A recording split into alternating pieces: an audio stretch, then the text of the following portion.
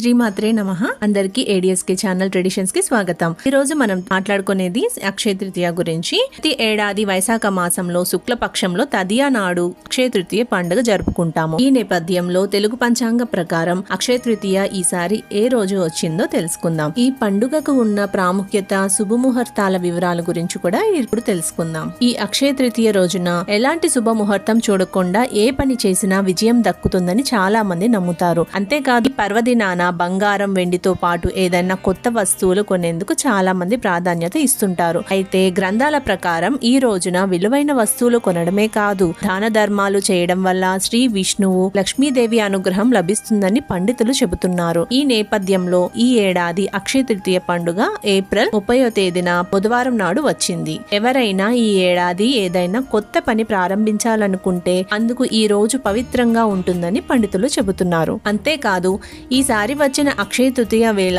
అనేక శుభయోగాలు ఏర్పడనున్నాయి. ఈ సందర్భంగా శుభ సమయం, పూజ విధానం గురించి పూర్తి వివరాలను కూడా తెలుసుకుందాం. ఈ ఏడాది అక్షయ తృతీయ 29 ఏప్రిల్ మంగళవారం సాయంత్రం 5:32 ప్రారంభమవుతుంది.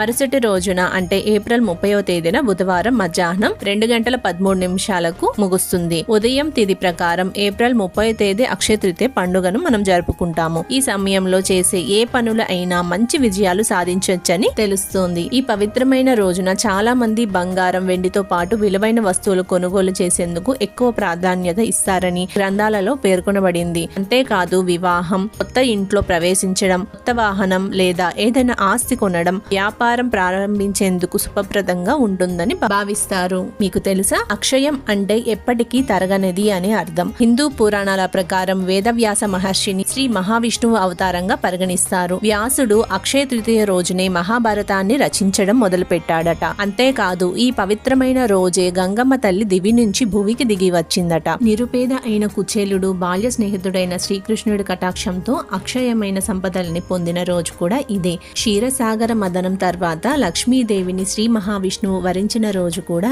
ఇదే. నరసింహస్వామి ప్రహ్లాదుడిని అనుగ్రహించింది ఈ రోజే కాబట్టి అక్షయ తృతీయ నాడు రాహుకాలాలు, వర్జాలు కూడా వర్తించవు. సింహాచలంలో వరాహ నరసింహస్వామికి ఏటా చందనోత్సవం జరుగుతుంది. ఈ రోజు మూల విరాట్కి మీద ఉన్న చందనాన్ని తొలగించి స్వామివారిని నిజరూప దర్శనం కలిగించే భాగ్యం చేస్తుంటారు. పరశురాముని జన్మదినం కూడా ఈ రోజే. శివుని ప్రార్థించి కుబేరుడు శ్రీ మహాలక్ష్మితో సమస్త సంపదలకు సంరక్షకునిగా నియమింపబడ్డ దినం కూడా ఈ రోజే. ఆది శంకరులు కనకదారాస్తవంను చెప్పిన రోజు, అన్నపూర్ణాదేవి తన అవతారాన్ని స్వీకరించిన రోజు కూడా ఈ రోజే. ఒడిస్సా పూరి రథయాత్ర సంబరాల కొరకు నిర్మించే రథ నిర్మాణం ప్రారంభించేది ఈ రోజునే. బృందావనంలోని బంకే బిహారీ ఆలయంలో శ్రీకృష్ణుని పాదాలను దర్శించుకునే అవకాశం ఒక్క అక్షయ తృతీయ రోజునే దక్కుతుంది. మహాభారతంలో శ్రీకృష్ణుడు ద్రౌపదికి చీరను ప్రసాదించింది కూడా ఈ రోజే. ఇంత అద్భుతమైన రోజున బంగారంతో పాటు ఖరీదైన వస్తువుల్ని కొంటే తమ సంపద, శ్రేయస్సు పెరుగుతుందని చాలా మంది నమ్ముతుంటారు. దీనితో పాటు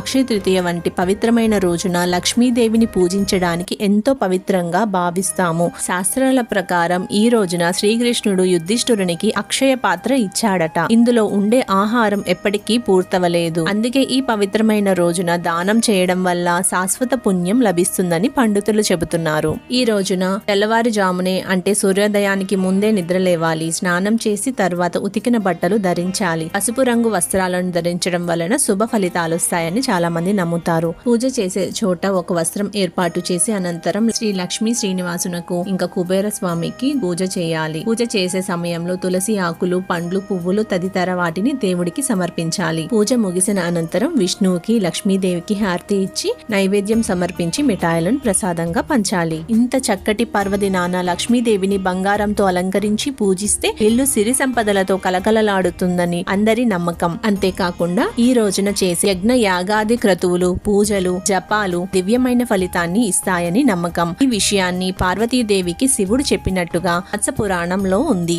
ఈ రోజున దాన ధర్మాలు చేస్తే అద్భుతమైన ఫలితం సిద్ధిస్తుందని నారద పురాణం చెబుతోంది. ఈ అక్షయ తృతీయ నాడు అందరికీ లక్ష్మీదేవి కటాక్షం కలగాలని కోరుకుంటూ మనస్ఫూర్తిగా మరో సరికొత్త వీడియోలో కలుద్దాం. ఈ వీడియో మీకు నచ్చినట్టయితే తప్పకుండా లైక్ చేసి సబ్స్క్రైబ్ చేసుకోండి. మరికొంతమందికి ఈ వీడియో రీచ్ అవ్వాలంటే తప్పకుండా షేర్ చేయండి. సర్వే జన సుఖినో భవత్తు.